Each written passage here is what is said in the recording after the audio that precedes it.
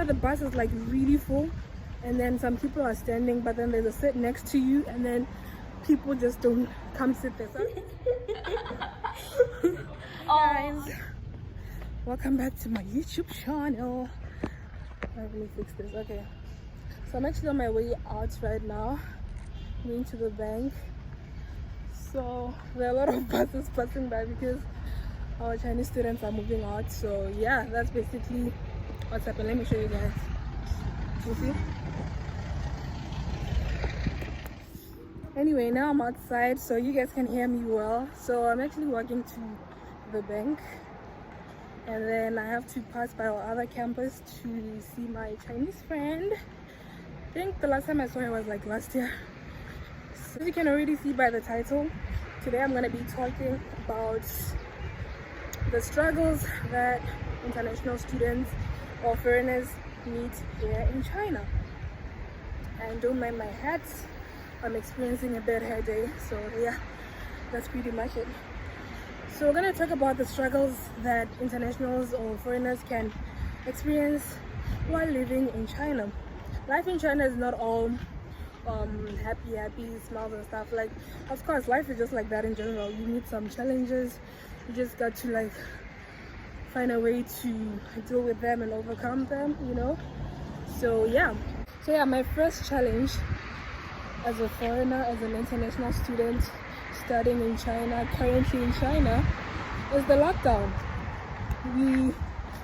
People are ordering food. That's actually my school. I don't know how they manage to order food, because for us we're not allowed to.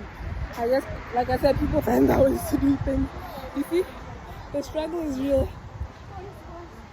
So yeah, we're not allowed to order food because of the lockdown. So because of the pandemic and the new policy in China, like the zero COVID policy, we are currently on lockdown, so we're not allowed to go out.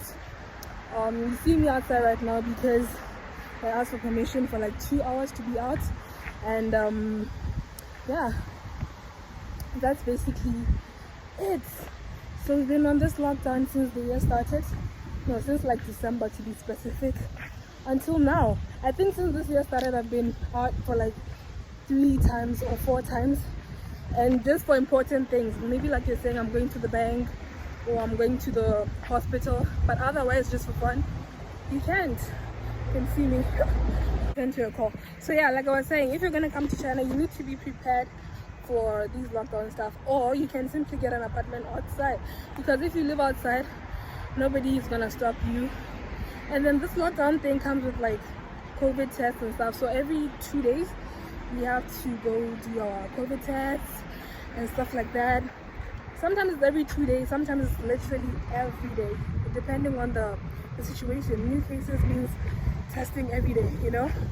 So that is our situation here. So as I'm outside right now, it's something that I'm actually grateful for. Imagine you're grateful for being outside, something as easy as being outside. For me, it's more like a privilege or something, I don't know. But yeah, that's basically it. So this is the bus stop. This, you see, so we wait for the bus here, but because that's the bus day. But because I want to walk to the bank so that I can have more time with you guys, I decided to walk.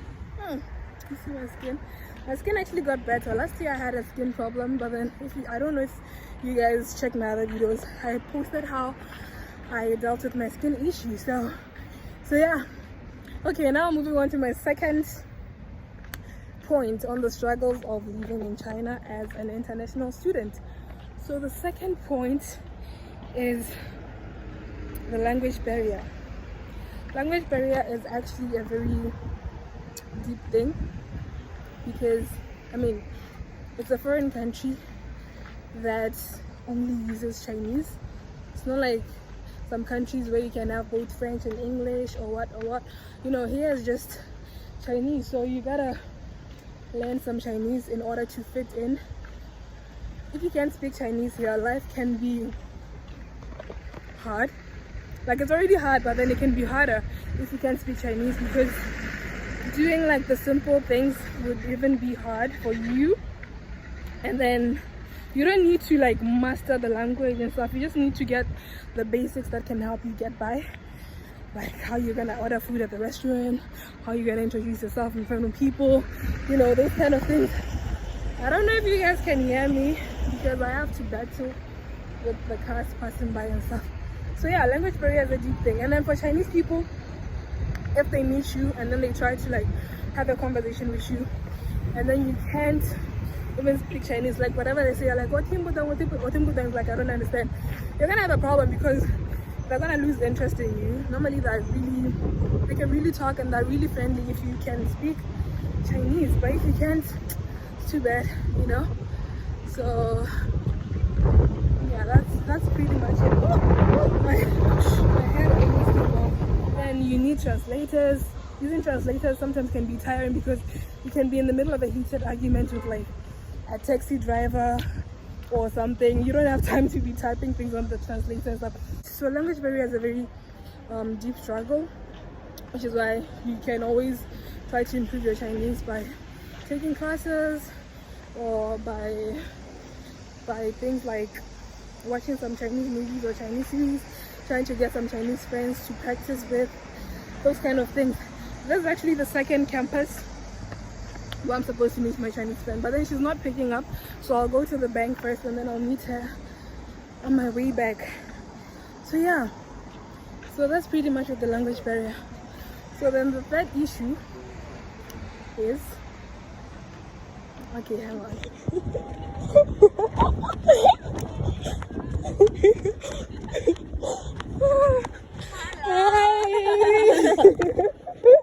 Where are you come from? When you said Beiyuan, A moment. oh, okay. When you said Beiyuan, I was thinking of Nanyuan. So I went to Nanyuan, and then when I went, I was like Beiyuan. So I had to come back here. So you have already finished your SU? Yeah, I went to the bank. You will go to now. You will go to Dongyuan. Mm-hmm. I can go with you. Okay. How'd you go? I just go out, and you know the保安, the security, he just stands here. I think I just go out. Wow.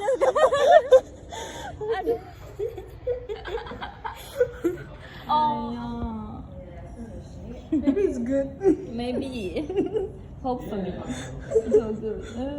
So that issue is actually, like, a lot of people have been asking me if there's racism in China and stuff like that. I don't know. I think it depends on different experiences, you know, and stuff like that. For me, I wouldn't call it racism. I call it ignorance, because sometimes you meet a Chinese person, it's literally their first time meeting a black person. So they don't know how to act around you. They're curious. They want to touch your hair. So for me, I wouldn't take it as racism, because they really don't know. They genuinely don't know. I've had situations where people come up to me, touch my hair, touch my skin. You know, they're curious. They want to know if the black color will come off or what, you know. I'm actually gonna get inside this shop and get something to drink first, and then I'll see you guys. Just got a bottle of water. I don't know what to get. I really don't know what to get. I think I'll just get water and leave. Okay, I'm back now. So racism, right? So yeah, for me, I wouldn't call it racism like that. But then I don't know, somebody else can have a different opinion from mine. Like I already said, it's just based off of different people's experiences. So according to my experience, I could just see that it was just curious people, you know. But then there's some instances where you're like, is this really curiosity or what? Like sometimes you can get on a bus and then you take a sit, and then more people come in, and then you see that the bus is like really full, and then some people are standing, but then there's a seat next to you, and then people just don't come sit there. So I don't know, you guys can tell me in the comments if you take that as racism or what. Or in the subway, sometimes people don't want to sit next to you, they prefer standing, but then there's like 2 free seats next to you. So again, you can be the judge of that. I don't know. And then there are situations where somebody's kid can run up to you to be like, mom, a black person, and then the mom is like, yo, come back. Those kind of things. Some people would see them as racism, some wouldn't. So it just depends on like different people, how they define them, you know. There's this bakery store here, but I won't enter. So yeah, so it really depends. And then, like I already told you guys, are those who will touch your hair, touch your skin, and then they can ask you some questions. I've had people ask me, are you black because of the sun? Are you guys black because you guys don't bath? You know, just different questions like that. It just depends. People curious. In your country, is it true that you guys eat off from the floor? Is it true that, like, they just have different points of, it's not a point of view even, I think they were just taught different things about Africa and Africans. So it just depends on who taught them. Some people can tell them good things, some can tell them the worst things. So it just depends. But then if you have some friends and you can see that people are different, they can change your perspective of Chinese people. So yeah, it just depends on the experience, on the people that you meet. For me, most people that I've met were actually kind. Most Chinese people that I've met were actually kind. And yeah, for somebody else it can be like, woo.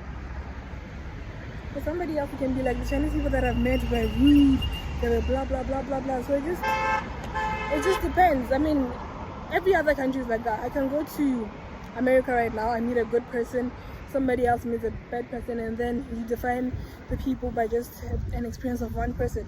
So it just depends, you know. So yeah, it's always a hassle to cross the road. Like, look, I'm waiting, she's passing. You never know, you might as well just follow her, right? But then it's red. I'm pretty sure it's red. I don't know why she's walking and why I'm walking, but yeah.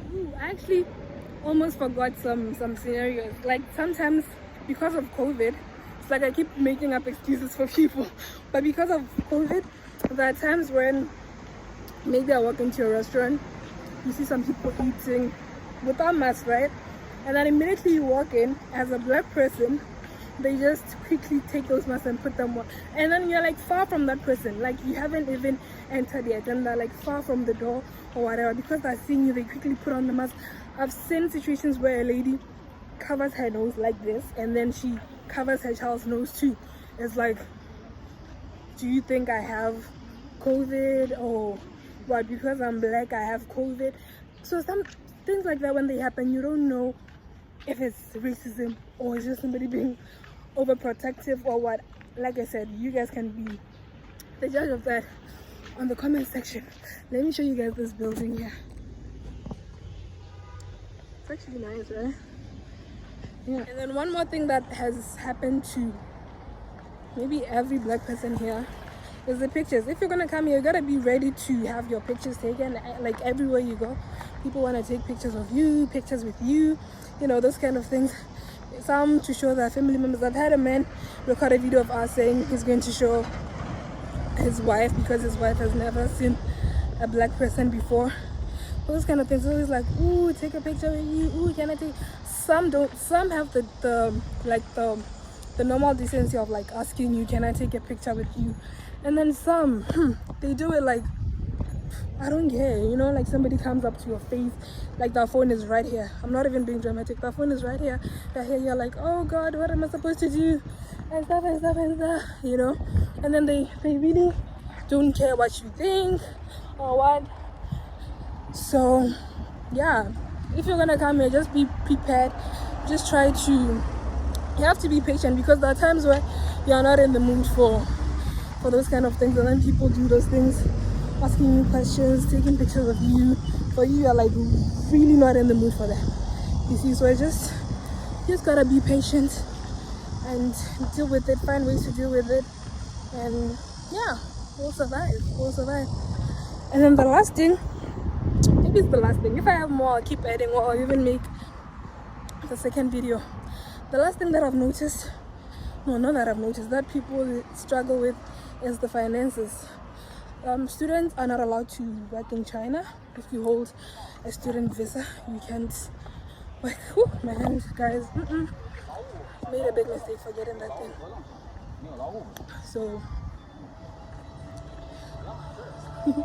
yeah, so students are not allowed to work in China.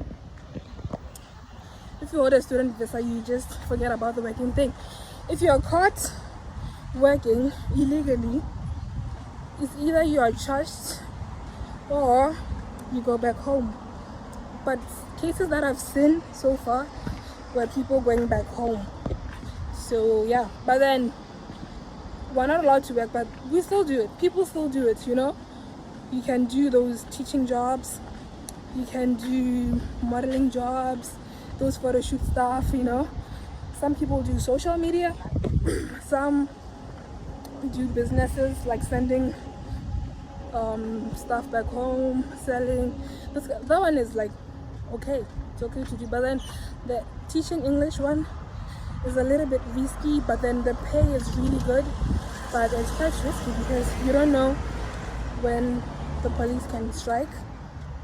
So if people are doing it, they just gotta be careful. But then if we're allowed to work, I think a lot of people would actually enjoy that stay here and enjoy that money, because now it's like you're enjoying the money, but then at the same time the way you get the money is like, it's really hard, it's scary, it's tricky, you know, because you can lose your school in the process.